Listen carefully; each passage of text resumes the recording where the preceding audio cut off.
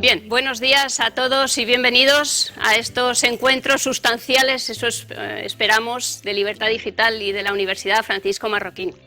Tengo a mi lado a Arturo Fabra, que es director de la UFM Madrid, con el que voy a compartir esta labor de guía en este animado debate, eso yo creo que ya nadie lo duda.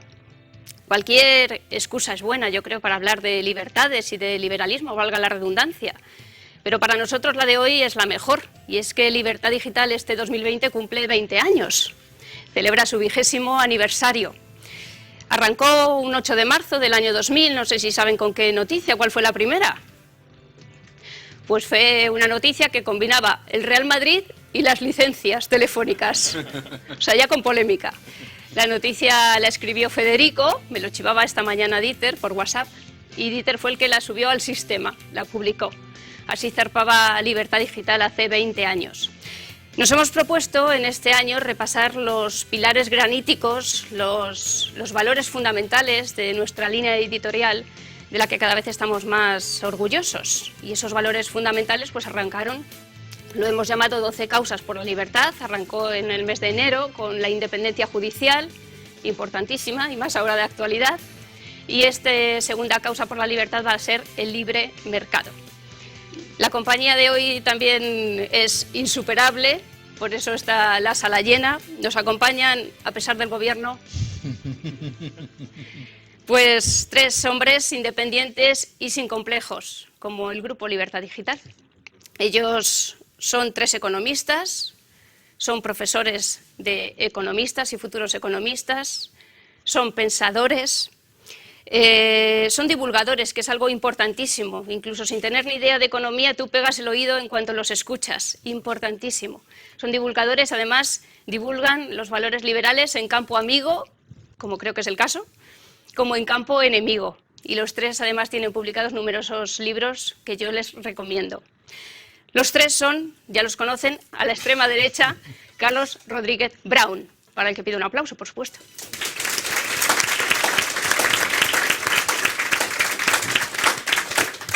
A su lado, Daniel Lacalle. Bienvenido, Daniel. Muchas gracias. Y ahora sí, a la extrema izquierda, Juan Ramón Rayo. ¿Qué tal, Juan Ramón? Bueno, los 3 también son doctores, así que la primera pregunta yo creo que va a ser sanitaria. ¿Contra qué nos vacuna el libre mercado? ¿Quién quiere arrancar? Bueno, nos vacuna contra la tiranía política, es decir, nos vacuna contra aquellos que quieren dirigir coactivamente nuestras vidas y que no respetan a cada una de las personas, no a la gente, sino a cada una de las personas que compone ese abstracto que es la gente, que no la respetan a la hora de perseguir su propio proyecto de vida. Carlos, Daniel. Nos vacuna, por citar al maestro, contra la fatal arrogancia, ¿no? Nos vacuna contra la idea de que podemos saber mucho, podemos saber todo, y especialmente podemos saber lo suficiente y lo necesario para regular y dominar y controlar la vida de los demás. Yo creo que el libre mercado no nos vacuna, simplemente nos ayuda, es más bien un ejercicio que nos ayuda a aprender de lo compleja que es la economía y de lo importante que es la libertad, y sobre todo lo que nos ayuda es a evitar las soluciones mágicas, ¿no? Como un buen ejercicio tiene un proceso, y ese proceso nos lleva precisamente a que al existir el libre mercado no aparezcan vendedores de soluciones mágicas rápidas y aparentemente fáciles, que lo que hacen es estropear las cosas mucho más, ¿no? Entonces a mí me parece que es más bien un ejercicio constante el libre mercado, y desde luego no tiene la capacidad de vacunarte, pero sí tiene la capacidad de hacerte ver que no existe la píldora mágica que te hace adelgazar en un día, sino que hay que hacer deporte. Correcto. Yo os quería... ¿Algo querías añadir? No. Yo os quería dices si hay vacuna para el crecepelo, nada más que me interesa por una cuestión académica, que siempre me afecta personalmente. Muy bien. Yo os quería hacer otra pregunta, y más por vosotros como lo que sois, grandes divulgadores. ¿En qué momento os disteis cuenta que la gente os escuchaba? Que lo que decía tenía importancia y que, como ahora estamos escuchando muy atentamente. Claro. Pues la verdad es que me di cuenta, hablando de lo que decía Nuria, de terreno amigo y enemigo, me di cuenta de que la gente me escuchaba cuando estaba en el territorio enemigo. Es como estuve muchos años en la cadena SER. Parece increíble, ¿no? Estuve muchos años. Y ahí me di cuenta que, a pesar de eso, pues las ideas de los liberales pues suscitaban interés. En principio en un público, en fin, el público de los oyentes de la cadena SER en principio no era, o yo creía que no era, simpatizante con nuestras ideas. Y entonces yo me dije, hoy, si en este público, en esta gente, pues resulta que nuestras ideas tienen algún arraigo, pues solo podemos mejorar, ¿no? Exactamente, exactamente. A mí me pasó algo muy parecido. La primera vez que me invitaron a un programa de televisión fue en un programa de mi querido Jordi González en Telecinco, y yo decía, pero ¿y qué voy a hacer yo ahí, no? ¿Y qué voy a hacer yo ahí? Ahí va, ¿quiénes van de invitados? Va una, entre comillas, actriz, una no sé quién, tal cual, y de repente, pues al día siguiente te das cuenta que hay 200, 300 personas que se han apuntado a tu canal y que están escuchándote. Entonces dices, pues resulta, efectivamente, que allí donde parece que no deberías estar, y sobre todo desde el punto de vista de académico se mira como muy mal el acudir a ciertos programas o a ciertos debates. Es exactamente ahí donde te das cuenta que primero la gente está mucho más interesada y mucho más preocupada de lo que parece, y segundo, que si te escucha, aunque luego te escriban, no estoy de acuerdo con usted, pero, y ya cuando dice pero, dice venga. Pero ahí hay algo, ahí hay algo. Se abrió la grieta. Sí. Bueno, hay muchas ocasiones en las que te das cuenta, ¿no? Aunque solo sea cuando te insultan y te intentan dar réplica, eso significa que algo marcas, ¿no? Que algo valoran lo que dices para tener que molestarse a escribir, aunque sea una tontería replicándola. Pero yo creo que un punto clave donde te das cuenta de que, bueno, no necesariamente lo que hago yo, sino lo que hacemos todos a la hora de divulgar las ideas de la libertad, y que esa divulgación está sembrando una semilla de futuro muy importante, es viendo las asociaciones juveniles, Students for Liberty en las universidades, y hoy mismo aquí lo podemos ver, ¿no? Que media sala, pues bueno, la media edad en esta sala a lo mejor está entre los 30 35, porque tenemos dos extremos que se balancean, ¿no? Entonces tenemos la sala llena de personas muy jóvenes, en torno a los 20 años, y esas personas jóvenes, entiendo, porque también ellas lo comentan en muchas ocasiones, que no han llegado aquí por arte de magia o por generación espontánea, sino que han llegado porque han leído a Carlos, porque han leído a Daniel, porque me han leído a mí, y desde luego pues ver cómo gente joven, y cada vez más gente joven, está sumándose a las ideas de la libertad, pues bueno, desde luego te da un empuje de ánimo y de fuerza para seguir remando y seguir haciendo lo que haces, claro que sí. ¿Y vuestra experiencia personal? Porque yo creo que en las universidades no se lee mucho, ¿no?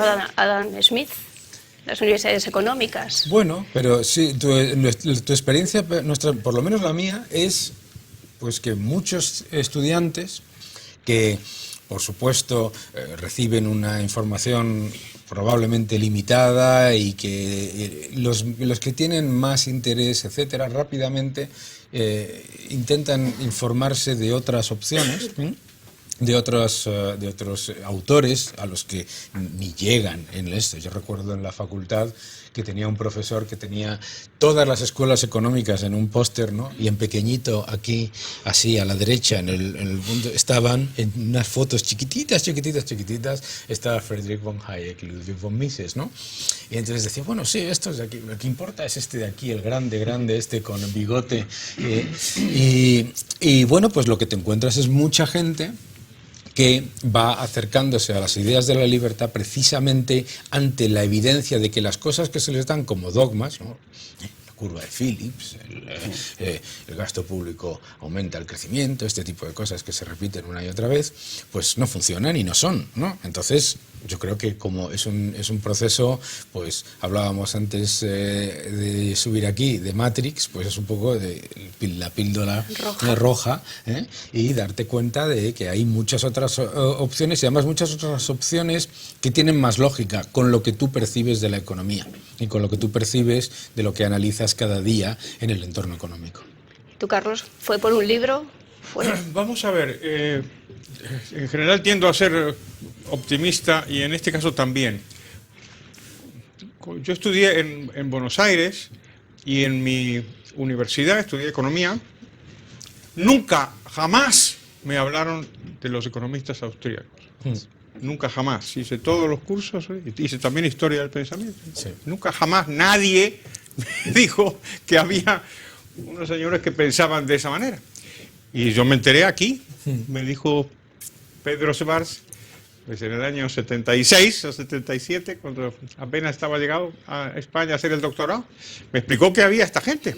Y después, gracias a él, pues los estudié y de hecho conocí personalmente a Hayek, porque me lo presentó Pedro.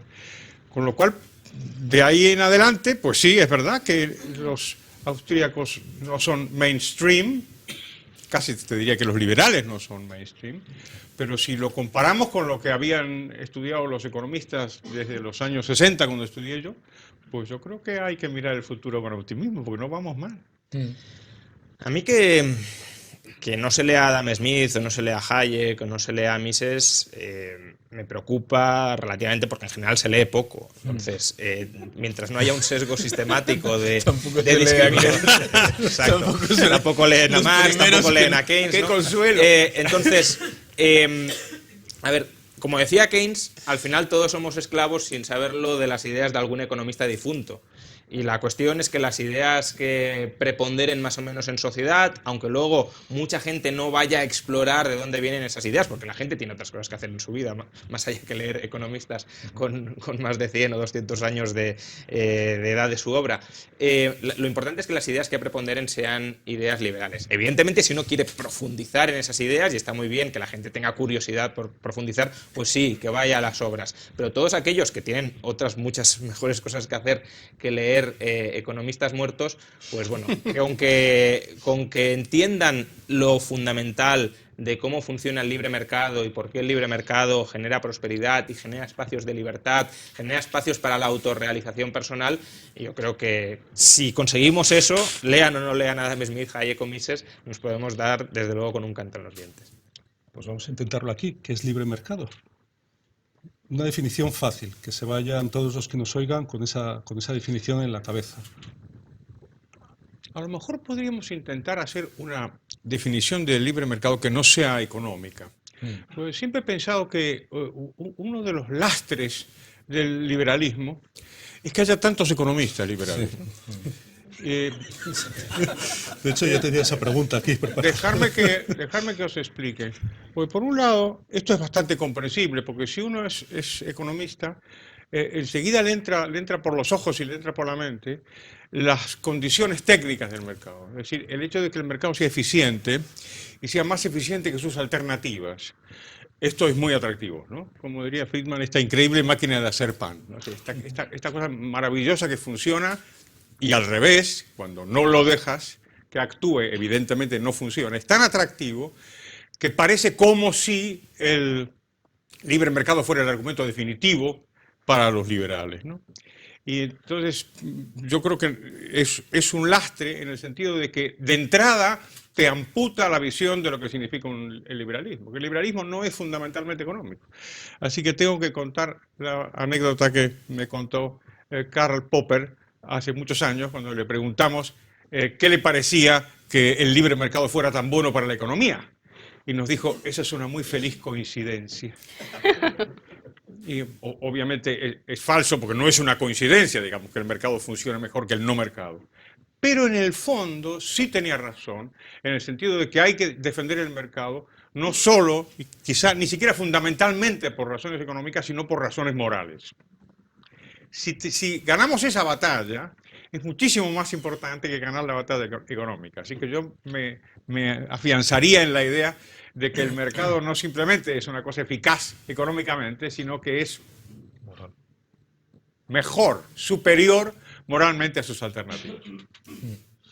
Yo lo que diría primero es que libre mercado, el mercado o es libre o no es mercado, es otra cosa, es otro conjunto de reglas y de interacciones que están manipuladas de tal manera que no sean un mercado. ¿Qué es un mercado? Un mercado, como no puede ser de otra manera, es un lugar físico o no físico en el que los agentes económicos se ponen de acuerdo para maximizar el beneficio de consumidores y productores por el bien de todos. Ese es el mercado. Si no es libre, en sí mismo se van a generar todas esas cosas que los intervencionistas llaman errores del libre mercado. Porque es cuando no es libre, cuando inmediatamente no solamente se genera una descompensación o una falta o un privilegio o lo que sea, que solamente puede venir desde el que lo regula. Y además que solamente puede venir de manera en la que se beneficie a una persona o a un grupo de personas por cuestiones exclusivamente políticas. Entonces, yo siempre digo que libre mercado en sí mismo pues es una repetición de término, porque no puede ser otra cosa más que libre. Y a partir de ahí, es verdad que cuando hablamos estamos hablando ya de otras formas de comercio, estamos hablando de otras formas de intercambio, que existen, pero ya no funcionan como un mercado. En el momento en el que tú quitas la libertad, en el momento en el que se beneficia a un agente sobre otro, sea desde el poder político, legislativo o por cuestiones extrañas al propio funcionamiento del mercado, ya no es un mercado. Ya es otra cosa, será una imposición de transacción, será un monopolio. Los monopolios solamente pueden venir de la imposición por parte del Estado. Entonces, en sí mismo, pues es la definición de mercado es la única forma en la que podemos poner en común los objetivos tanto económicos como sociales y de plazo distintos de todos los agentes económicos para el beneficio mayoritario de todos. Ligando un poco lo que comentaba Carlos, el liberalismo es una filosofía política y la aplicación de los principios liberales al ámbito económico es lo que genera el libre mercado. Entonces, ¿cuáles son los tres principios básicos del liberalismo? Puede haber más. De hecho, en mi último libro trazo 10, pero hay tres que son fundamentales y que lo definen.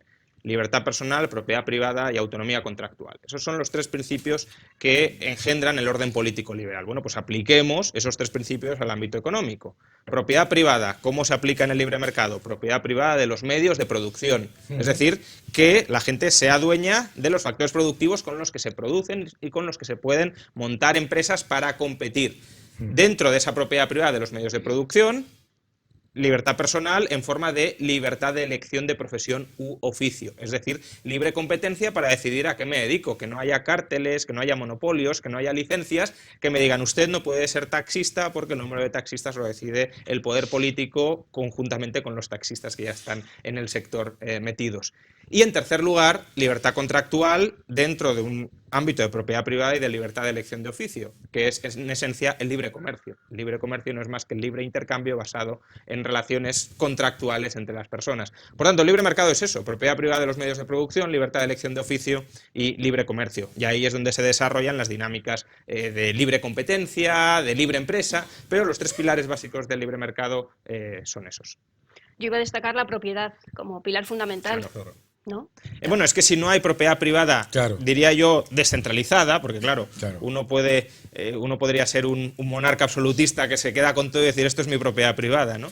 Si no existe propiedad privada descentralizada, lo que podemos llamar sociedad de propietarios, no existe libre mercado. Lo que existe son otras formas de organización político-económica y en el extremo de la concentración máxima, de la centralización máxima de la propiedad en un único ente estatal sería el socialismo marxista-leninista, ¿no? Es decir, todo el Estado es propietario de absolutamente todo y por tanto es el Estado quien tiene que planificar cómo se organizan y cómo se coordinan todos los recursos disponibles dentro de la economía. Y eso, aparte de un fracaso económico, porque lo hemos visto y porque además a poco que uno entienda de economía sabe que no puede funcionar, es un horror moral. Es un horror moral porque en última instancia esclaviza a todas las personas, les convierte en piezas de ajedrez del gran planificador central que es el Estado.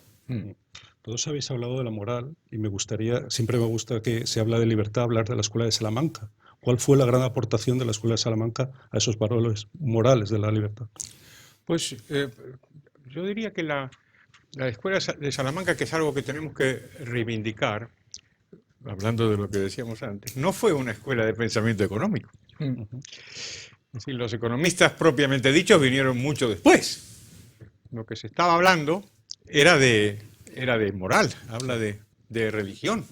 Es que eran sacerdotes o catedráticos de teología y abordaron cuestiones económicas desde el punto de vista teológico y moral, que era lo que les preocupaba. Es que el libro de Azpilicueta se llama Manual para Confesores. Era eso lo que les preocupaba. O sea que, desde luego que hay que reivindicarlos, no solamente porque en ese marco, digamos, tuvieron intuiciones pues finísimas, por ejemplo, en la relación entre el dinero y los precios, en donde fueron realmente pioneros en eso, ¿no? A pesar de que los franceses insistan que sea Jean Bodin el que inventó la teoría cuantitativa, pues fueron estos españoles los que lo hicieron. Pero lo hicieron dentro de ese marco. Y ese marco moral me parece que enriquece muchísimo el asunto del que estamos hablando ahora. El libre albedrío, la importancia del libre albedrío y también desde el punto de vista moral, ¿qué es el libre albedrío desde el punto de vista moral y desde el punto de vista católico? Porque existe toda una corriente dentro de todo lo que es la teología que lo que intenta es básicamente desligar el concepto de libertad individual y de libertad económica del concepto moral de catolicismo y de cristianismo, y es exactamente lo contrario, ¿no? Yo creo que es muy importante mostrar la gracia que es el libre albedrío. Eso no es algo que se le concede a cualquier ente, y además que lo concede un ente omnipotente a sus creaciones. ¿Por qué?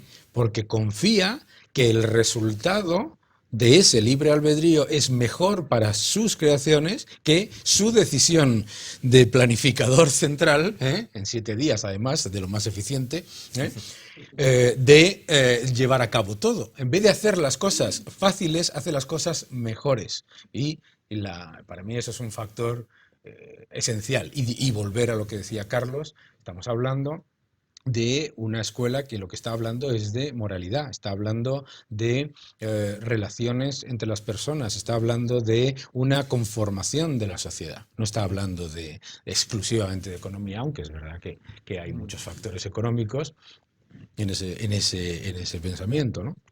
Y de abuso de poder. Me deja, perdón, antes de Juan Ramón, una pequeña nota. Es que me acordé por lo que decía, mezclando de Juan Ramón y Daniel. Hace unos pocos días di una conferencia sobre el liberalismo y los 10 mandamientos, que es la máxima osadía que he hecho en mi vida. Algunos de vosotros estaba Antonio Camuy. Y hablamos de la cuestión de la propiedad, que decía Juan Ramón. Y si os fijáis, el mandato religioso y moral, a propósito de la propiedad, no es defender la propiedad de uno, es defender la propiedad del otro. Es clave en el liberalismo el respeto al otro. Los mandamientos no dicen protege tu propiedad, dicen no robar. O sea, respeta la del otro. Perdona. Bueno. Pacto de no agresión. Eso es. Claro que sí. Sí, yo no tiendo a ver la Escuela de Salamanca como una escuela liberal, porque el liberalismo surge más tarde, ¿no? Ellos mismos no se autorreconocían sin duda como liberales porque no era la época para reconocerse como tal. Pero desde luego en la Escuela de Salamanca sí encontramos primero una teoría económica mucho más avanzada y mucho más desarrollada y mucho más refinada de la que vendría hasta hasta siglos después, con Cantillon y con Adam Smith. Es difícil encontrar mejores economistas hasta Cantillon y hasta Adam Smith de lo que lo fueron, por ejemplo, Mariana o lo que lo fueron otros escolásticos. Y luego lo que sí, desde luego, encontramos son principios morales dentro de la Escuela de Salamanca que en muchos casos sí tienen una conexión muy clara y muy directa con el liberalismo. Y pese a que no eran liberales, en la medida en que introdujeron valores o principios que podemos asociar con el liberalismo dentro de la moral o dentro de la visión del mundo del catolicismo, pues evidentemente contribuyeron a que el mundo católico pudiese evolucionar hacia un mundo también más liberal. Insisto, ellos no se reconocían como liberales, a lo mejor incluso alguno habría, si le hubiesen explicado qué es el liberalismo, habría puesto el grito en el cielo y hubiese renegado de él, pero sí, incluso desde un punto de vista político, ya no económico, abogaron siempre por la limitación del poder político, se pusieron enfrente del riesgo de tiranización y lo que he dicho al principio, el liberalismo nos vacuna contra la tiranía política. Entonces, que un grupo de personas estén perfilando una teoría moral que en su traslación política, en su traducción política, sea una teoría política antitiranías terrenales, si lo queremos, pues desde luego entronca o puede entroncar bastante bien con el desarrollo posterior del liberalismo. Hablaba antes Juan Ramón del comunismo, se ha experimentado casi en 70 países de todo el mundo y en algunos durante varias décadas. Y se ha comprobado pues que no, que eso no funciona, pero seguimos RQR con el comunismo. Y en Latinoamérica hay una situación muy complicada. No sé si hay países que son más tendentes a perder la libertad que otros. Sí.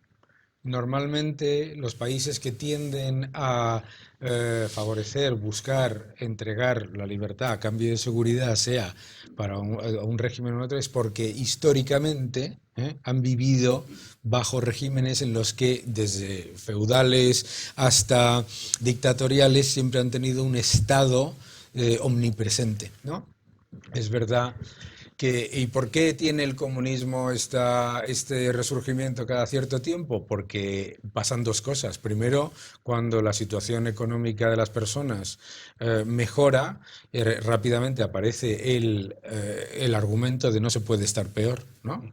No se puede estar peor, entonces como no se puede estar peor, cualquier experimento va a funcionar porque esto ya lo tengo ganado. El segundo es que el comunismo nunca se compara con sí mismo, se compara con la magia. El comunismo nunca es verdadero comunismo. No sé si visteis una entrevista hace poco en la que decía, es que nunca se ha implementado. Si nunca se ha implementado, entonces no puedes...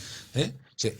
Y entonces el comunismo siempre se compara con la magia, el capitalismo siempre se compara con sí mismo y con la realidad. Entonces el capitalismo, como no puede ser de otra manera, siempre va a estar intentando avanzar sobre los errores que se van cometiendo en un proceso de desarrollo. El comunismo siempre ante el evidentísimo, decía Thomas Sowell que el socialismo tiene tal track record de fracasos que solamente un intelectual lo podría justificar. Claro, porque dices, oye, una cosa que ha funcionado tan rematadamente mal siempre, ¿por qué la vamos a repetir de nuevo? Entonces se utilizan dos argumentos. Uno, no lo he hecho yo, lo han hecho otros. Entonces aquí vengo yo, normalmente todavía más inútil que los anteriores, y lo voy a hacer mejor. Segundo argumento, lo que ellos hicieron no fue verdadero socialismo, nada es nunca verdadero socialismo, ¿no? Entonces, ¿qué es lo que ocurre? Pues que estás constantemente... Lo ves, por ejemplo, con buenos amigos nuestros en Argentina, que cuando van a las televisiones son bastante menos políticamente correctos que nosotros, que te encuentras a un señor que está hablando sobre los datos y sobre la realidad con respecto a otros que están hablando sobre las flores, el amor, la felicidad, los pobres niños, los pobres no sé cuántos, cuando son máquinas de crear pobreza, ¿verdad? Pero porque te comparas con la magia. El socialismo siempre se compara con la magia. Entonces dicen, no, lo de Venezuela es un desastre, pero es que eso no es verdadero socialismo. ¿Qué es verdadero socialismo? Nada. Entonces, claro, dices, entonces vamos a implementar nada. Bueno, vamos a probar, porque no se puede perder.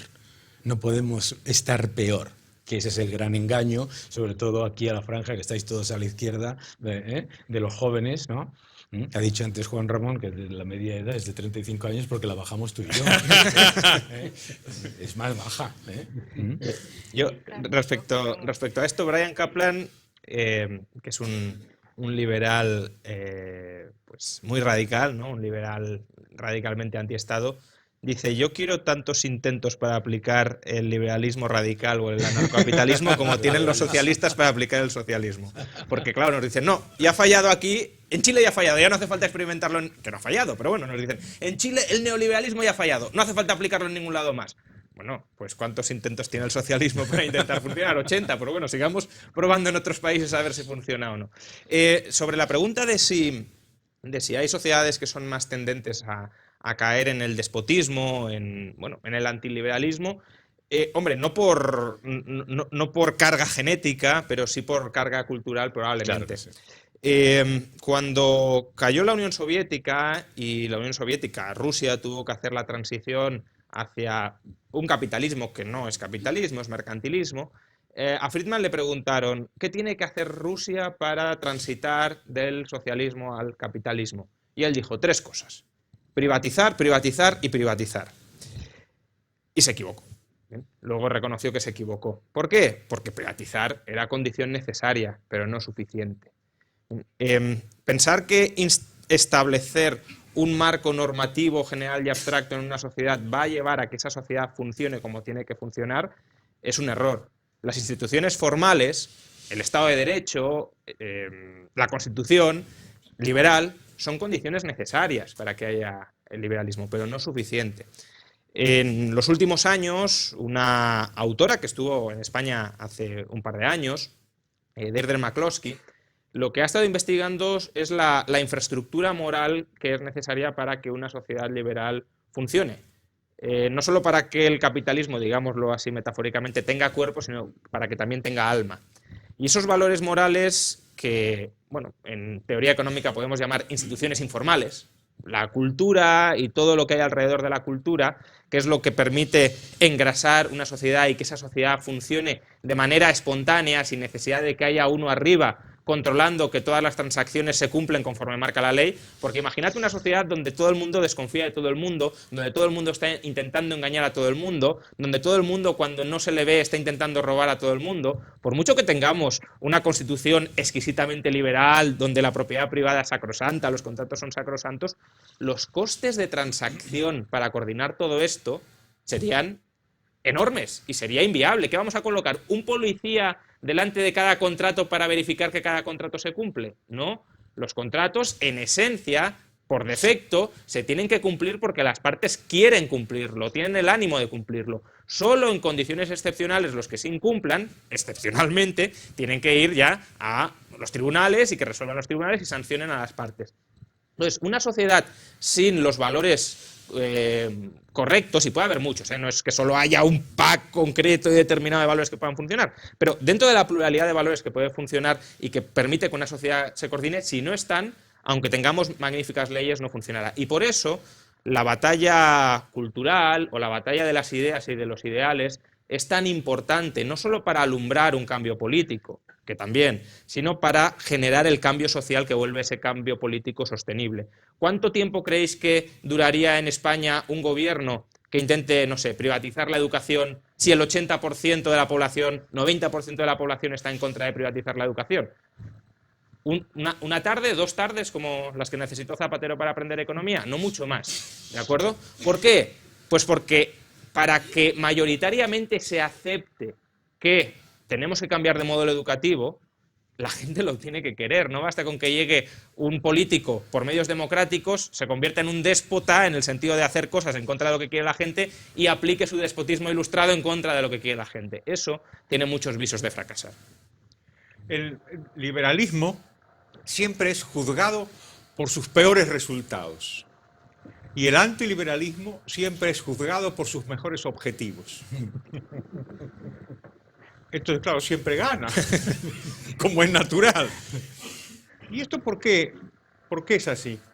Pues porque el antiliberalismo tiene una suerte de prima moral, mientras que el liberalismo tiene un hándicap moral. Entonces, de ahí la cuestión que está sobrevolando esta reunión, de la importancia de estos mismos asuntos, de estas ideas, de estos valores, o sea, que esto sin duda es así. Pero, por otro lado, para que no tengamos una mañana lúgubre, hay que compararse, ¿no? Hay que compararse. ¿Ya conté el chiste de Groucho Marx? ¿Ya conté eso? Margaret Dumont, de la famosa actriz que siempre acompaña a los hermanos Marx, y siempre le hace perrerías. Groucho le hacía perrerías y en una de las perrerías ella se indigna y le dice: usted es un hombre horrible. Y Groucho le interrumpe y dice: un momento, señora, ¿comparado con quién? Bueno, pues hay que compararlo con quién, ¿no? Esta situación, digamos, de penuria del liberalismo, pues hace 50 años era mucho peor. Y eso es muy importante. Es que esto es importantísimo lo que acaba de decir Carlos. Pues sobre todo, volviendo al ejemplo de Rusia, ¿no? Vas a Rusia o a Lituania o cualquier país de la antigua Unión Soviética, inmediatamente aparece algún gurú que dice que mire lo mal que están las cosas y hay que volver a rescatar las ideas del socialismo y la gente dice, un momento, no. O sea, no hay ni comparación. Cualquier ciudadano ruso, desde Yamal hasta Moscú, desde San Petersburgo, donde queráis, cualquier ciudadano ruso sabe que está hoy, con todos los errores que pueda tener, es verdad que no es tiene todas las ventajas de una democracia libre, etcétera, etcétera, etcétera, pero de donde están a donde estaban, hay tanta diferencia que a nosotros que vivimos en una libertad, en un régimen de libertades, nos parecen pequeños grados de separación. Para un ciudadano medio de allí no son pequeños grados de separación el hecho de que a lo mejor puedes salir a la calle y enfadarte con lo que está pasando, puedes salir a la calle y, como decía el chiste, sabéis que un ciudadano norteamericano le dice a un ciudadano ruso: yo puedo ir a mi presidente y decirle: no me gusta lo que está haciendo usted, presidente de los Estados Unidos, y no me pasa nada. Y dice el otro: yo también, yo puedo ir a su presidente y decirle: no me gusta lo que está haciendo. Eso, claro, los grados de libertad son muy importantes, y son muy importantes precisamente en esas sociedades que a lo mejor es verdad que tienen una tendencia a preferir estados paternalistas, a lo mejor, pero oye, no es lo mismo un estado paternalista con un régimen de apertura, etcétera, que un estado paternalista. No es lo mismo estar en China hoy, con todo lo que está pasando por la gente, ¿vale? Pero no es lo mismo estar en China hoy que estar en China hace 40 años. Pues yo creo que podemos entrar en un capítulo que podemos denominar los pecados del liberalismo y los mitos. Los mitos. Los mitos. Ah, qué bueno, sí. Sí. Los mitos malignos. Porque claro, os escuchamos, tanto Arturo como yo, en la televisión, intentar rebatir por qué no funciona la máquina de dinero. No sé si tiene uno en casa. ¿Por qué no funciona la máquina del dinero para la solución de todos nuestros problemas? Hombre, depende para quién, ¿no? Es decir, para el que la utiliza para gastar durante un tiempo y llevárselo crudo, a lo mejor sí funciona, ¿no? Por eso lo hacen. Por eso lo hacen y por eso tienen la popularidad que tiene y por eso nos intentan convencer de que sí que funciona y que traguemos con ello, ¿no? Bueno, al final de lo que se trata es de maximizar la riqueza. La riqueza, en última instancia, son los bienes y servicios que nos contribuyen o que contribuyen a incrementar nuestro bienestar. El dinero es una forma de intercambiar la riqueza que hemos creado o una forma incluso de protestar contra la riqueza que hemos creado, pero no es riqueza en sí mismo, salvo quizá para Tío Gilito y pocos más. Es decir, la gente lo que necesita son bienes, servicios, ya digo, para satisfacer sus fines. Y por eso lo que necesitamos son economías muy productivas, con mucha capacidad para producir muchos de esos bienes y servicios que satisfacen la vida de mucha gente. Una economía que multiplique la cantidad de dinero sin multiplicar la cantidad de bienes y servicios a su disposición será una economía donde aquello que necesitamos para vivir una buena vida será muy caro, pero no será más accesible. Yo creo que es que lo que pasa, como decía Juan, es que la creación de dinero nunca es neutral. ¿Qué es lo que te tiene que decir el poder político para defender la creación artificial de dinero y maximizar la creación de dinero, que es que va a beneficiar a todo el mundo? ¿Por qué? Porque es el principal beneficiario, es el primer receptor del dinero y el último receptor del dinero, y el que sufre el efecto inflacionario o el efecto de pérdida de moneda, de poder adquisitivo, que en realidad es lo mismo, es el ciudadano medio. Como se te dice, se te introduce el concepto que decía Paul Krugman de la la utilización social del dinero. La utilización social del dinero, cuando lo dijo, digo, ¿de qué está hablando este señor? ¿Qué significa la utilización social del dinero? Pues la utilización social del dinero, ¿qué más utilización social hay que una persona que no tiene acceso a grandes bienes, etcétera, pueda intercambiar bienes y servicios exactamente igual que yo, ¿no? ¿Vale? La utilización social del dinero es robar, es quitarte parte de tu dinero para que se lo quede el administrador, ¿no? Es el hedge fund manager con el management fee más alto del mundo. Claro, el Estado se queda la potestad de crear el dinero y se queda el beneficio. ¿Cuál es el tema? Pues que nos quieren decir constantemente que moneda y riqueza es lo mismo. Una tontería como la copa de un pino, por supuesto, que no os lo tengo que decir a ninguno de vosotros, pero si el poder político te está diciendo que la solución a todo es aumentar la cantidad de moneda en circulación, pues el ciudadano medio dice, hombre, pues si me van a dar más dinero, ojo, te están dando más moneda, no te están dando más dinero, ¿no? ¿De acuerdo?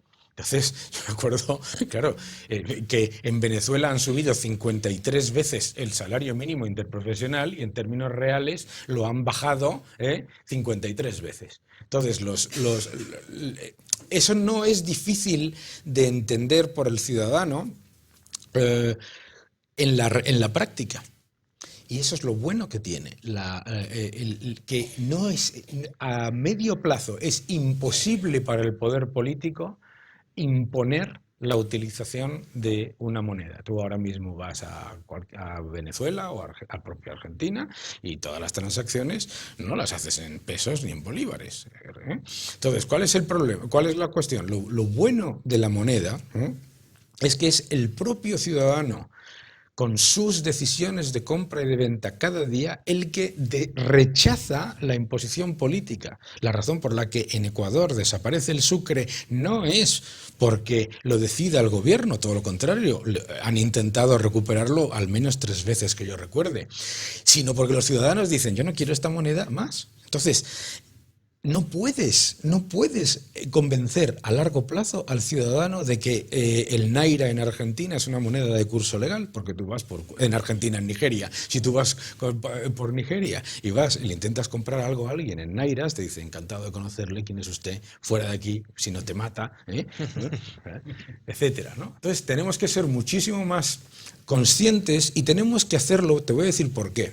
Porque claro, ¿qué es lo que está ocurriendo ahora? Lo que está ocurriendo es que te dicen, un momento, ¿cómo que esto de que aumentar la masa monetaria, aumentar la cantidad de dinero no es bueno si lo están haciendo todos los neoliberales para beneficiar a la banca? Fíjate cómo va el argumentario, ¿de acuerdo? ¿No? Entonces, lo primero que tenemos que hacer constantemente, como hace Juan, como haces tú, como hago yo, es estar constantemente recordando que no es una cuestión de hacerlo mal vía expansión cuantitativa o hacerlo mal vía financiación directa del gasto público de dinero, sino que lo que está mal es la creación artificial de dinero y la manipulación de la cantidad y del precio del dinero desde entes gubernamentales o nacionales. La idea de que esto, por otro lado, es liberal es una broma, porque claro, la propia expansión cuantitativa no deja de ser beneficiar desproporcionadamente la financiación de un ente económico, el Estado, a costa de todos los ahorradores y de todos los salarios de la economía.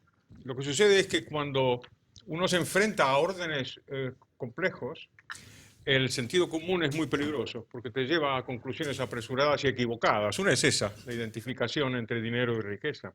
Pero hay muchas más. Hay muchos mitos que se sustancian en el sentido común. Lo estamos viendo ahora mismo, una vez más, cuando la gente dice, los políticos de todos los partidos, y los medios de comunicación de todas partes, que es importante que el consumo aumente.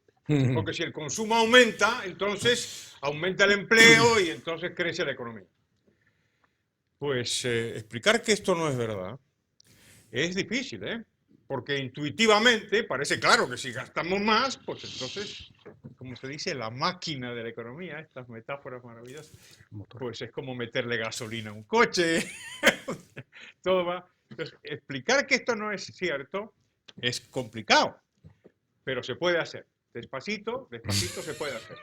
Y en segundo lugar, lo que comentaba Dani, es muy importante atender a lo que la gente hace. Claro.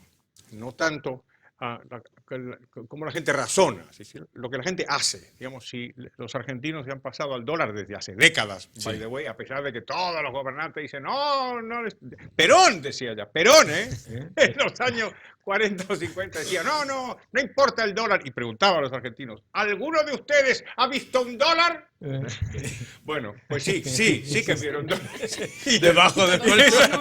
y en el momento en que el Estado les robó el dinero, pues se pasaron todos a los dólares, ¿no? Esta idea de atender a lo que la gente piensa me parece que es algo que tenemos que explorar.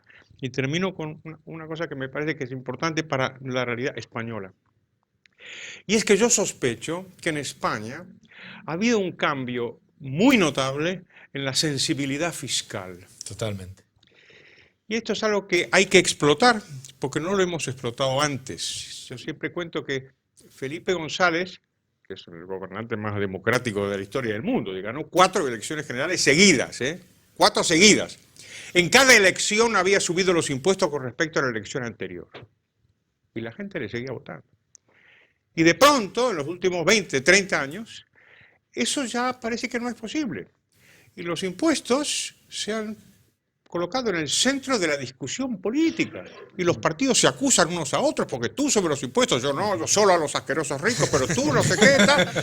Esta discusión que estamos teniendo ahora, hace 30 años no existía, No existía. La gente no Los hablaba de impuestos eso. Y subían. ahora la gente habla. Pues esto es un material para nosotros, así hay que cogerlo.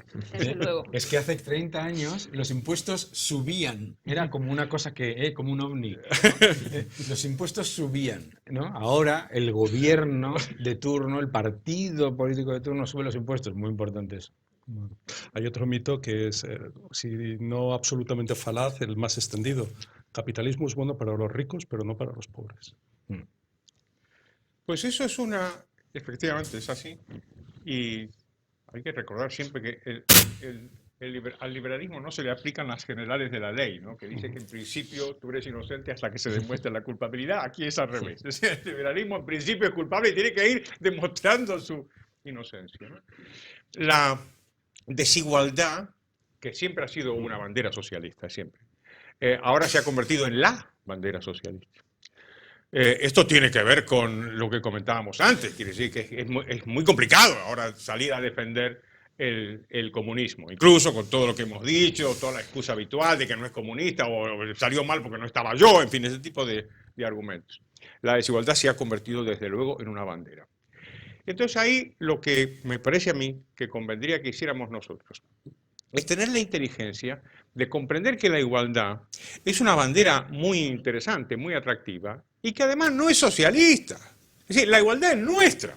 Si son los liberales los que enarbolan primero la bandera de la igualdad. ¿Por qué? Y porque se dan cuenta de que la igualdad es un valor y hay una igualdad, una que es compatible con la justicia, que es la igualdad ante la ley. Es que el hecho de que tenga la señora Justicia, qué bonito que sea una mujer, la imagen de la justicia, una señora, ¿vale?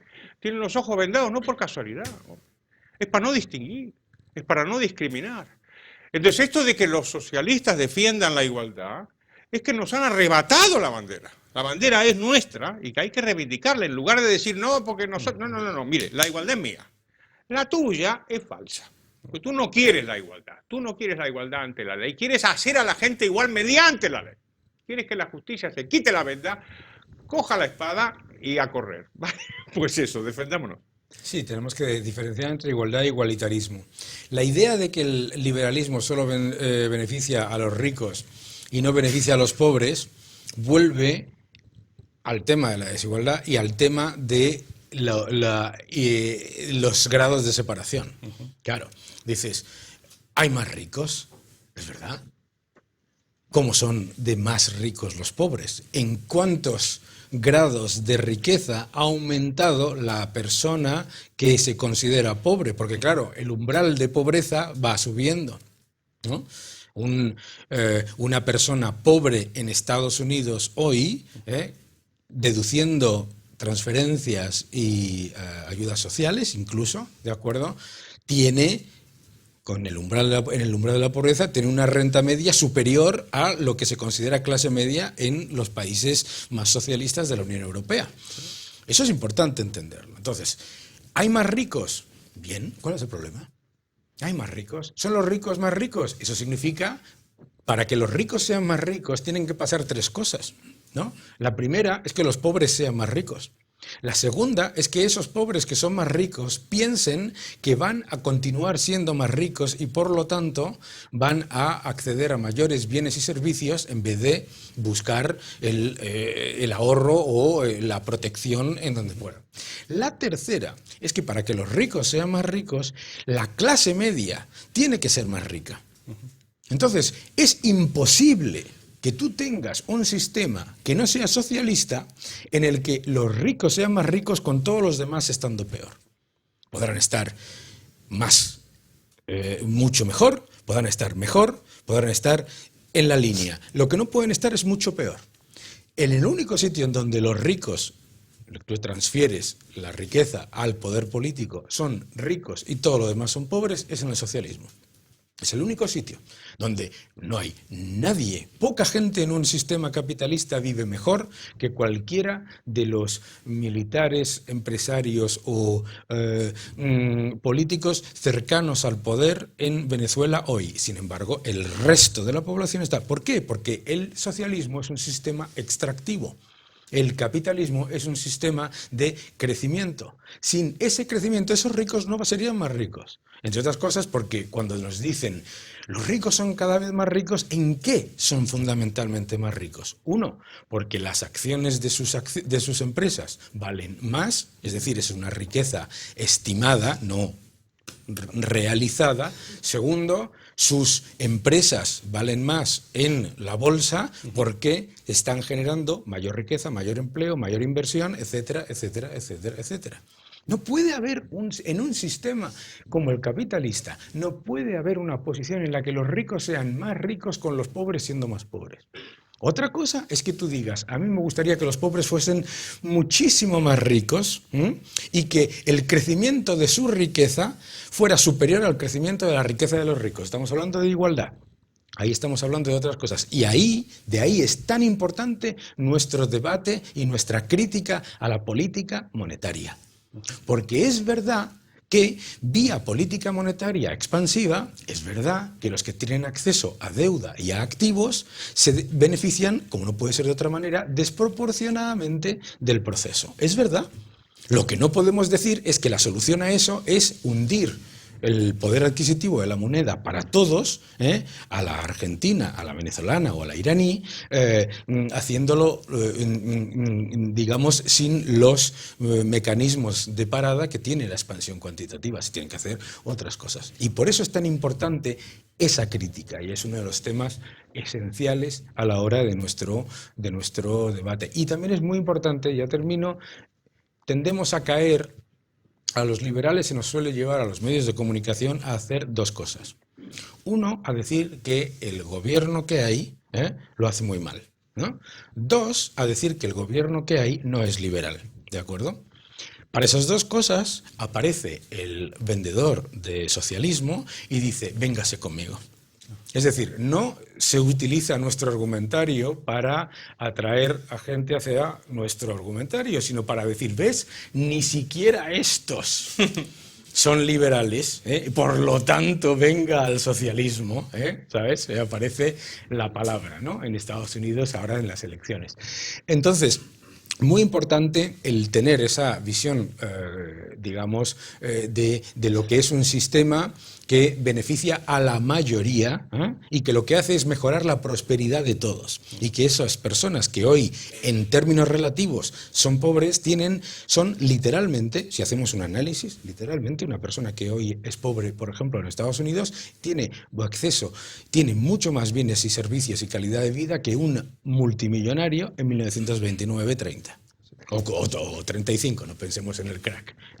Como dice McCloskey, no parece que sea un gran negocio para enriquecerte ir a robar a los pobres, que son los que no tienen nada, ¿no?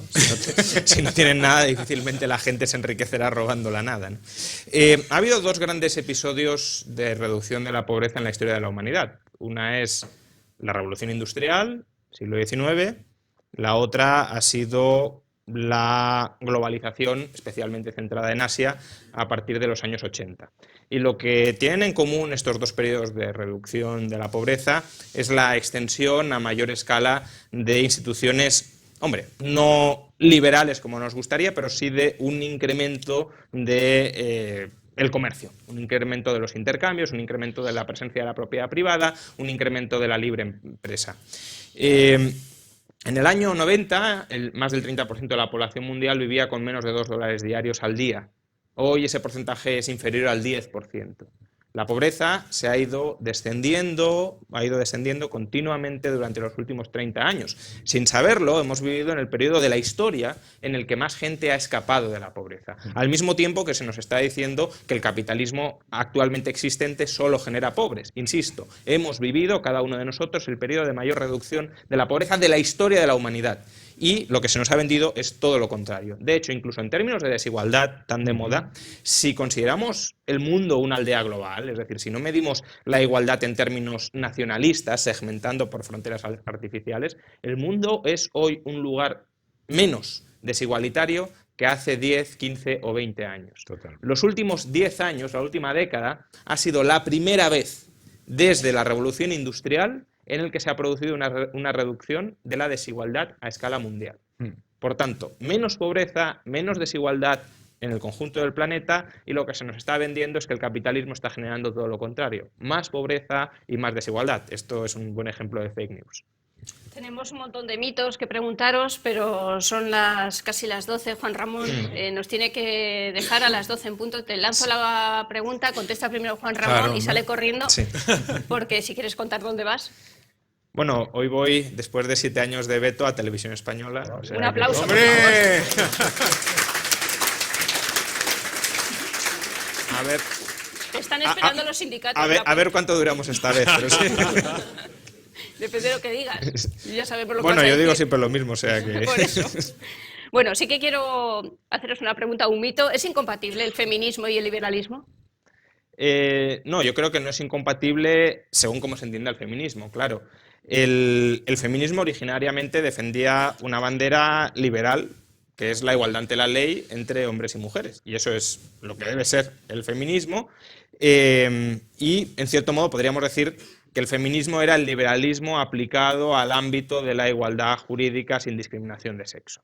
Del mismo modo que el abolicionismo era el liberalismo aplicado a la lucha para abolir la esclavitud, pues el liberalismo aplicado a la lucha político-social para conseguir la igualdad ante la ley entre sexos era una lucha plenamente liberal. Lo que pasa es que, claro, en las últimas décadas el feminismo, que sigue existiendo, por desgracia muy minoritario, pero sigue existiendo, ha mutado y se ha convertido en un movimiento colectivista, un movimiento que lo que pretende es transformar la sociedad desde el Estado, que lo que pretende es dictar a la gente y también a las mujeres cómo deben vivir y cómo deben decidir, aun cuando cada mujer o cada hombre en su ámbito particular, en su ámbito personal, quiera tomar una decisión contraria. Y lo que hemos dicho al principio es: liberalismo es respetar la autonomía de las personas, la autonomía de las personas con independencia del sexo que tengas. Por tanto, aquel feminismo o cualquier ideología política que lo que pretenda sea dirigir bajo cualquier pretexto la vida de las personas, y eso es lo que hoy es el feminismo colectivista actualmente existente, es una ideología antiliberal. Pero insisto, creo que hay que reivindicar un feminismo de raigambre liberal, un feminismo que precisamente se oponga a los feminismos colectivistas actualmente existentes. El feminismo, la igualdad y la ecología o son capitalistas y liberales o no son. No hay ninguna posibilidad de que las mujeres alcancen sus objetivos y el nivel de igualdad con el resto, con los hombres, con todo el mundo, en igualdad de condiciones e igualdad de oportunidades, más que en el capitalismo y en el liberalismo. No hay ninguna otra posibilidad. Lo mismo ocurre con la igualdad y lo mismo ocurre con el respeto al medio ambiente, por una sencilla razón. La planificación central en sí misma, como parte de la base de que un grupo de políticos saben más y mejor todo lo que necesita y quiere el resto de la población y los agentes económicos, y sobre todo piensa que puede manejar y gestionar ese ciclo a largo plazo, no es que vaya a equivocarse, es que fracasa en el propio concepto. Entonces, de ahí que no es una casualidad que los regímenes socialistas sean los más machistas de todos. No es ninguna casualidad que los regímenes socialistas sean los que más brutalidades hacen al medio ambiente. Pásense por el lago de Maracaibo cuando quieran, ¿no? No es ninguna casualidad, pero por una sencilla razón, porque si yo decido, yo, poder político, y nosotros aquí, Politburó socialista, decidimos exactamente qué es lo que va a pasar dentro de 5 años, cómo va a pasar, quién lo va a hacer y cómo lo va a hacer, y lo decidimos por todos vosotros, porque nos arrogamos que somos el pueblo, nos vamos a equivocar siempre. Y además no solamente nos vamos a equivocar, sino que cuando nos equivoquemos vamos a utilizar la coacción, el terror y la imposición para que no protestéis, porque lo hemos hecho por vuestro bien, y encima vais y os quejáis. Entonces, es que es de libro, claro. El socialismo, como no puede ser de otra manera, tiene que buscar banderas que arrebatar a la sociedad civil para imponerse. Tiene que decirle a la gente, no, es que el feminismo, el otro día decía nuestra vicepresidenta, que es vicepresidenta por su currículum claramente, nuestra vicepresidenta decía, el feminismo o es anticapitalista o no puede ser. Un momento. Explíqueme usted en qué manera consigue usted que las mujeres tengan sus negocios, organicen su vida, tengan la libertad para organizar su vida, etcétera, y para tener la capacidad de que el poder político no decida en dónde y cómo tiene que estar, que no sea en un sistema capitalista y de libre mercado. En ninguno. Entonces, lo que nosotros tenemos que hacer es, en vez de ponerles los ismos, ¿no? Ecologismo, igualitarismo, feminismo, hablar de mujeres, medio ambiente y de igualdad de oportunidades. Quitarles los ismos, porque el ismo significa déjame que yo lo hago. Cuando le pones el ismo, socialismo, incluido el capitalismo, pero lo que pasa es que el capital no, es mucho más. Es decir, lo voy a hacer yo por todos vosotros. Y cuidadito con quejarse, y cuidadito con quejarse, porque como lo hago por vuestro bien, como pasó con entonces ya si lo hago mal, la culpa será de la crisis financiera internacional. Fijaros, crisis financiera internacional, tiene que ver conmigo nada, ¿vale? Siempre voy a buscar el enemigo exterior, ¿vale? Y la culpa es vuestra, por no aceptarlo. En 30 segundos que se va Juan Ramón, ¿no? Sí. 30 segundos. No, o le despido si quieres No, y ya hablas tranquilamente. despídele, cara. No le despidas. Parezco Luis Herrero. 30 segundos que se va Juan Ramón a batir al dragón. La demostración de que este es el camino es que cuando Carmen Calvo dijo eso, la frase fue, el feminismo solamente puede ser de izquierdas, bonita. Ah, bueno, el Y bonita de pronto la gente, mucha gente comprendió que era un camelo. Claro. Bendito sea Dios. Bueno, pues yo creo que todos los que estamos aquí somos conscientes de que esto ha sido una suerte, que esto es un privilegio y que recordaremos durante años, porque ellos son pues grandes pensadores liberales de nuestro tiempo, que es verdad que lo que es actual y de nuestro tiempo parece que a veces cuesta reconocerlo. Vamos a dar un fuerte aplauso a Juan Ramón y nos quedamos... Gracias, Juan Ramón. Ten cuidado ahí fuera, yo.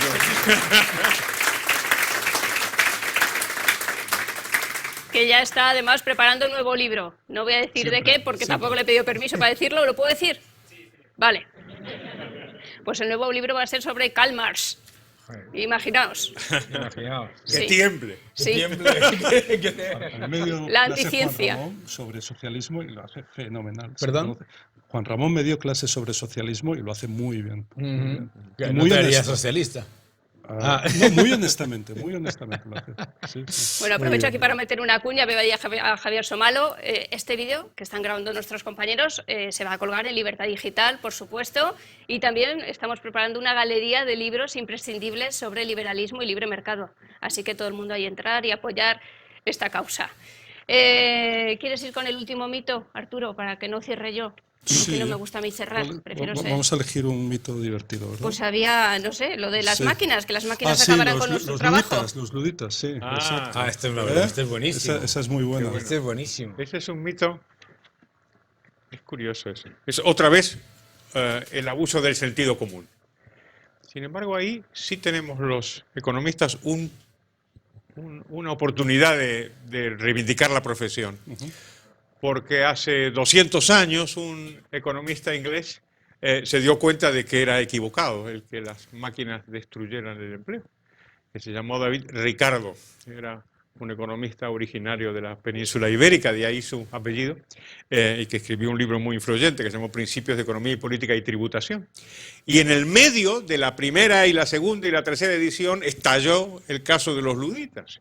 Era un tema muy serio, que si era en 1810 u 11 hubo una veintena de trabajadores que fueron ahorcados por haber destruido máquinas, ni media broma con esto. Entonces el debate, que era un asunto que no había tratado Adam Smith, se instaló entre los economistas.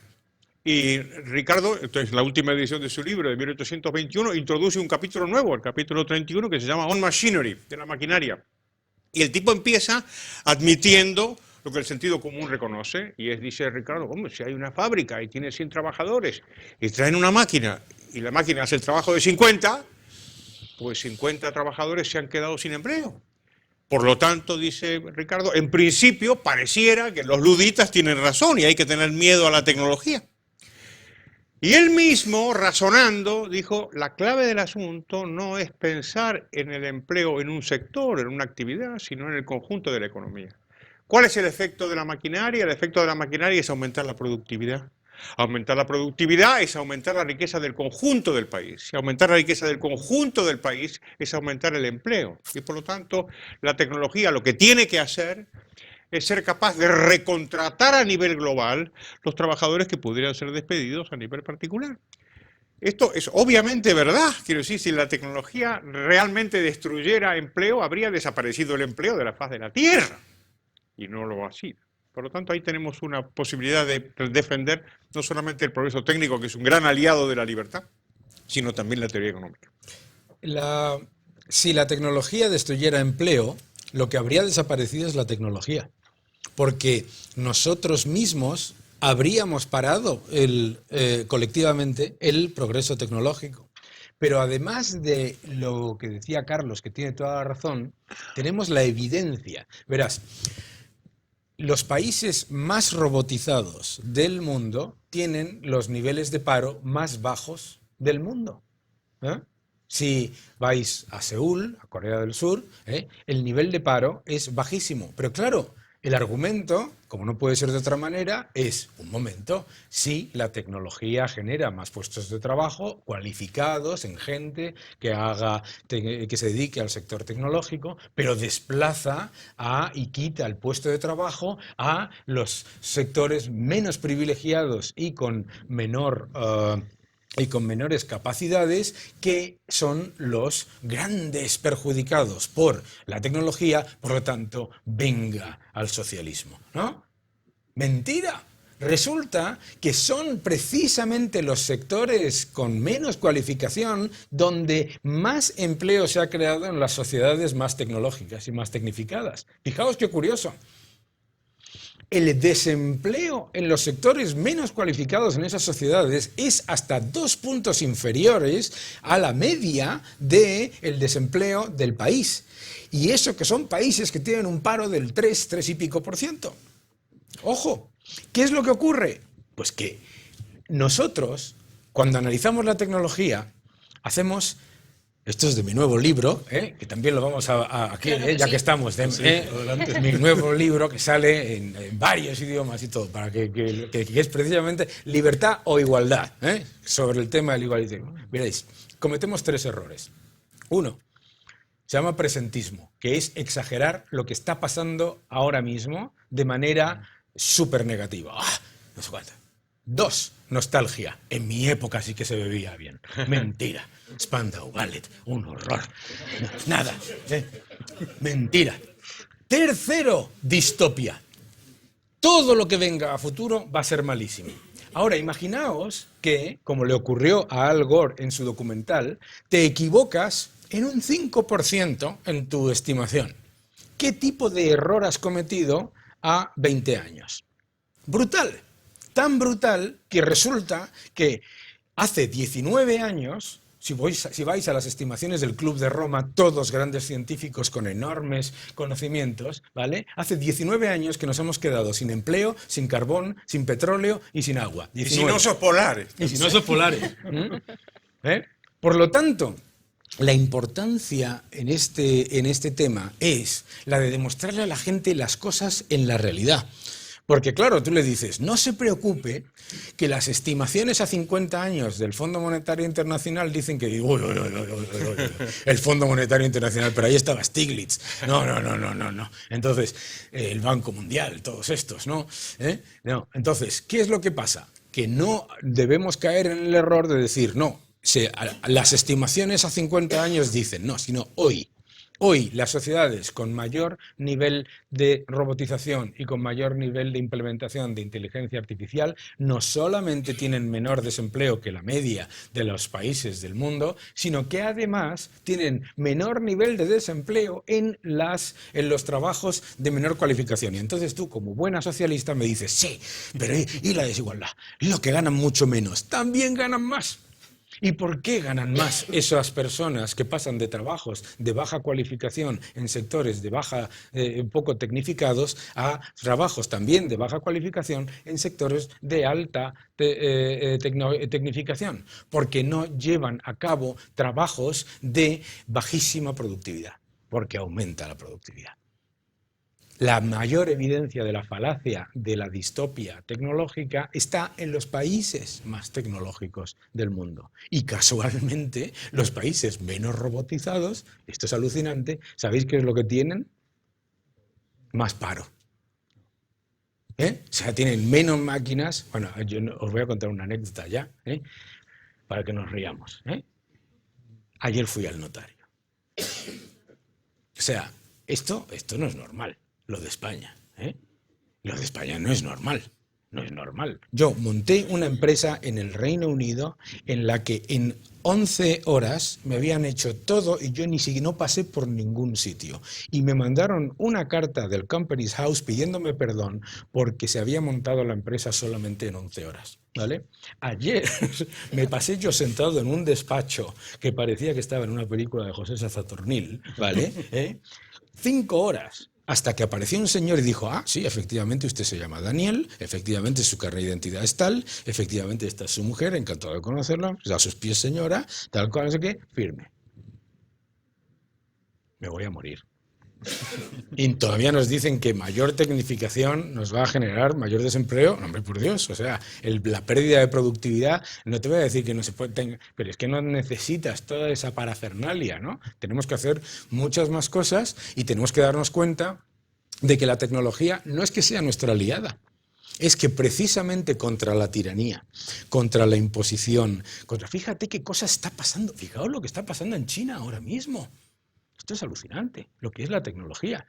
Vosotros sabéis exactamente por qué los datos que os están llegando de la epidemia no son muy fiables. ¿Por qué? Por la tecnología. Porque hay un dron que ha pasado por encima de Wuhan, que está más vacío que Seseña en el año 2007, ¿vale? Y dices, esto no concuerda con las cifras que yo estoy recibiendo. Eso es los beneficios, parte de los enormes beneficios de la tecnología. Qué lección, ¿verdad? En fin, ahora vienen las preguntas buenas. Si no os importa, abrimos un turno de preguntas, pero muy breve, para no abusar mucho de ellos y de su amabilidad. Me vais a permitir que la primera pregunta la haga una compañera, la directora de Libre Mercado de Libertad Digital, Beatriz García. ¿Qué tal, Beatriz? Pues tuyo es el turno y el micrófono. Gracias. ver si está encendido. ¿Está? Sí. Habéis comentado, bueno, pues que el antiliberalismo se ha instaurado en todos los movimientos sociales, en todas las modas. Parece que el ecologismo tiene que ser anticapitalista, el feminismo también. El otro día, hasta en la manifestación de los agricultores, algunos echaban la culpa al capitalismo, de los bajos precios del campo. Y bueno, ¿tiene más enemigos, creéis, ahora el liberalismo y el capitalismo que hace 20 años cuando empezó Libertad Digital? ¿Creéis esto? Y si, no sé si es porque nos queda muy lejos el comunismo, eso que tenemos ya en el gobierno algunos comunistas afiliados y orgullosos, o cuál es la razón de tanto enemigo. Hombre, Beatriz es mi jefa, o sea que... Sí. Si, Ten cuidado. Cuidado con la respuesta. si tartamudeo es por eso, porque no estoy muy seguro. Beatriz, la propia existencia de Libertad Digital, en donde estoy colaborando desde sus inicios, yo creo que es la demostración de lo que hemos hecho y de lo que hemos avanzado. Si hay que poner un ejemplo, digamos, de que estamos muchísimo mejor que antes, es precisamente nuestro periódico y la empresa que ha girado en torno a Libertad Digital. Yo creo que hay que ser optimistas mirándonos a nosotros mismos. No es que seamos altos y guapos, pero que estamos mejor que antes. El hecho de que se haya fundado Libertad Digital y que cumplamos 20 años y que tengamos pues tu radio y los vídeos de Nuria con Domingo Soriano pero hay que pensar un poquito, esto hace 20 años o 30, 40 eran inconcebibles, o sea que venga, ánimo. No, yo estoy totalmente de acuerdo. Mira, siempre ha sido así. Siempre ha sido así. Si tú te vas al Festival de Woodstock, hablando de desigualdad, encima del escenario no había nada más que multimillonarios y debajo del escenario no había nada más que gente de clase media alta, o fundamentalmente de clase media alta. Y todo el mundo estaba clamando contra los males del capitalismo, ¿no? John Lennon, que destruyó a los Beatles por el porcentaje que se llevaba del total de esos, era un multimillonario que iba hablando de los males del capitalismo con un staff de 17 personas para hacerle la cama en el hotel. Siempre va a ocurrir. ¿Y por qué?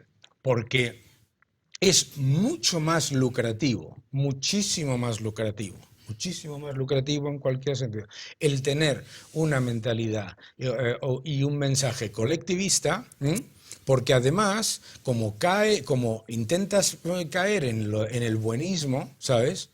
Pues entonces todo suena como que lo que tú estás haciendo es ser positivo. Fíjate que eso cambió, sin embargo, de manera radical por el exceso. En el año 84, cuando se lanza todo esto por África y del Live Aid y todo aquel, bla, bla, bla, bla, todo el mundo se lanza ese mensaje de una manera muy positiva y muy bien, ¿vale? Hasta que la gente ya está harta de que un multimillonario les diga cómo tienen que comer, cómo tienen que andar y lo que tienen que hacer y que no son suficientemente generosos, hasta que les sale una persona que se beneficia de manera desproporcionada, ¿sabes? Y el backlash que sufrieron Bob Geldof, Phil Collins. Bueno, Phil Collins todavía no se ha recuperado de aquella época. Lo que te quiero decir es, oye, gente con mucho talento, no me estoy refiriendo, lo que te estoy diciendo es que el ciudadano termina muy harto del exceso de decirte que eres tú el culpable de todo y que venga un actor que tiene todo el derecho a opinar, pero no tiene ningún derecho a decirte a ti qué es lo que tú tienes que hacer. Tiene todo el derecho a opinar y a tener su opinión, ¿no? Pero lo estamos viendo en los Globos de Oro, lo estamos viendo con muchos actores, con muchos músicos y todo eso, que el meterse en esa digamos, antes lucrativa rueda del paternalismo tiene un efecto negativo, ¿sabes? Y yo creo que eso también es parte de ese avance de la libertad. Por lo tanto, cuando tengamos esta charla dentro de 20 años en la que volveremos a bajar la edad, tú y yo, la media de edad, tendremos todavía mejores posiciones. déjame añadir, además, que hay que recordar que estamos en una universidad que enseña a Hayek y a Mises. Muy bien. Eso antes no existía. Claro. Estamos en la sala Rothbard. En la sala Rothbard. Claro. Te lo puedes imaginar en Madrid, la Marroquín enseñamos esto. Total. Eso antes no había. Absolutamente. Absolutamente. ¿Había alguna pregunta más por ahí, no? Gracias, Beatriz. ¿Quién más quiere preguntar? Pues Vale, fíjate, este caballero de la muchísimo. primera fila. Sí. Buenos días, muchas gracias, porque la verdad que siempre se aprenden cosas. Podría hacer 1000 preguntas a amigo Daniel o a Carlos o tal, pero como estamos Amigos en un ámbito- también. Sí, también, Sí, pero sí. menos, quiero decir que menos, lo conozco menos, ¿no? Pero aunque me salga un poquito del guión, ya que estamos en un recinto universitario y con una persona de la universidad, alguna pregunta genérica, evidentemente no aplicada a esta, y que voy a completar con una pequeñísima reflexión para no enrollarme mucho. ¿Es consciente la Universidad Española hoy del terrible daño que ha hecho la Universidad Española, insisto, en los últimos 40 años? Yo sí que levanto la media realmente. Yo me licencié en la Universidad de Salamanca en el año 72.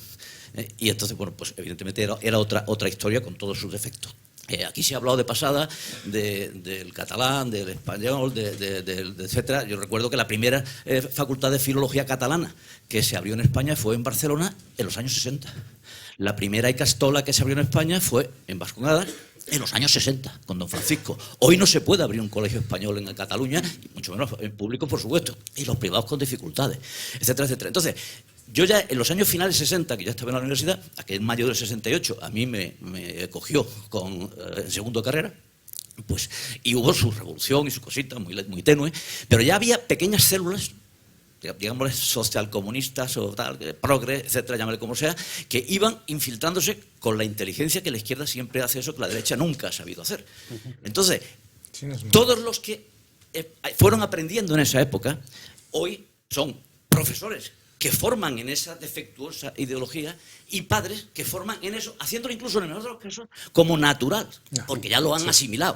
Entonces, voy a discrepar en todo. Sí, Permíteme. bueno, Y te voy a decir por qué. pues yo te me Y te voy a decir alegraré por qué. muchísimo, Cuando pero- yo empecé, cuando yo me vine a España, ¿vale? Voy al colegio, con mis padres vivíamos en Inglaterra, voy al colegio y había una asignatura que se llamaba Formación del Espíritu Nacional. Formación ¿vale? política, una de las Casi me Marías. da un ataque al corazón Una de las de Marías. tener que aguantar, da igual, no sé si era una María o Sí, no. sí, era una María. Bueno, da igual.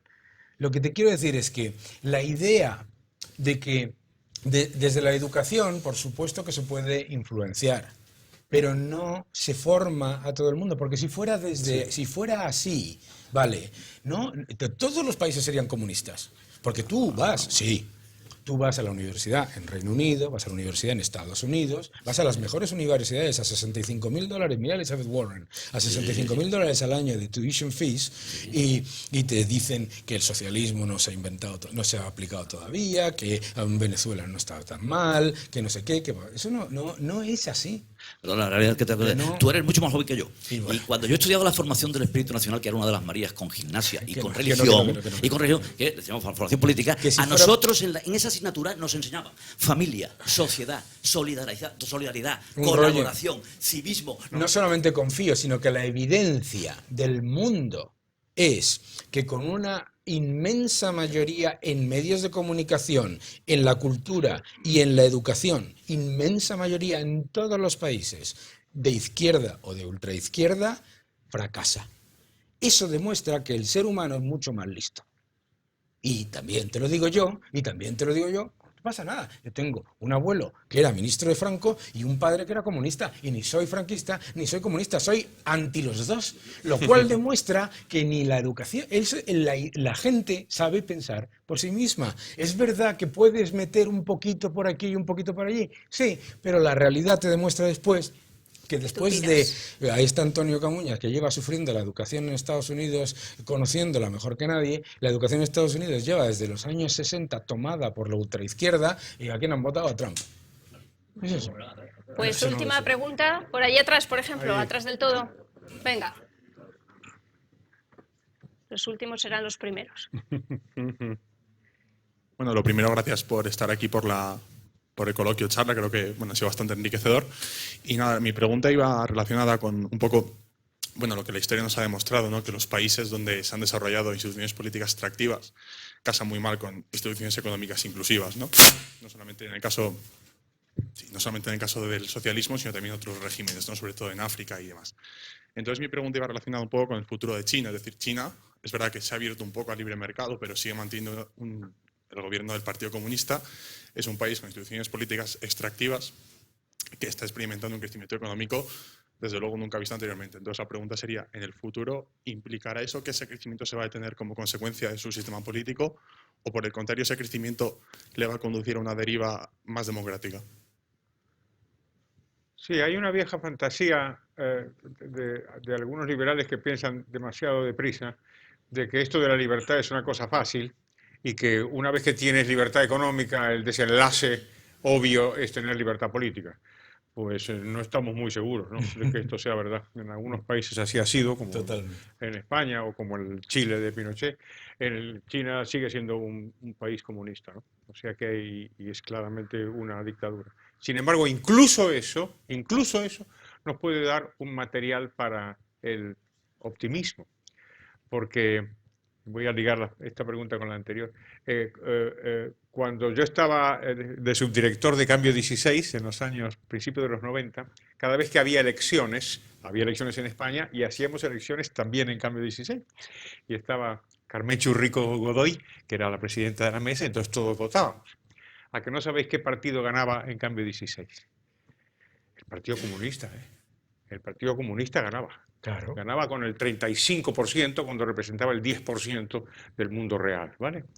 En China, con todos los problemas que tiene y siendo una dictadura, lo que no parece concebible es que alguna vez intenten otra vez volver para atrás. Esto no parece que sea posible, ¿no? Y ellos sí lo saben, ¿eh? Porque ellos sí que lo hicieron. Ellos sí hicieron una cosa que se llama comunismo, le querrán llamar otra cosa, pero fue comunismo y se cargó a 50 millones de trabajadores, la mayor parte de ellos de hambre porque aplicaron políticas anticapitalistas. No olvidemos eso, y si no hay posibilidad de que vuelvan atrás, yo creo que sigue siendo una buena noticia. Totalmente de acuerdo. Pues nada, quiero agradeceros a todos los que hayáis venido. Nos quedamos con el mensaje optimista porque el pesimismo además es un arma del socialismo, que además luego ya dice que entonces la solución la tiene el Estado y entonces ya estamos todos echados a perder. Gracias a Carlos Rodríguez Brown, estaba aquí como una absoluta groupie con ellos tres, a Daniel Lacalle, muchas gracias. Seguimos leyendo, seguimos en vuestras redes sociales, en vuestros blogs y muchas gracias por esa divulgación del liberalismo. Y por los próximos 20 años que nos veamos todos aquí. Los mayores también, ¿eh? Eso es, espero. Gracias, Arturo. Gracias a vosotros.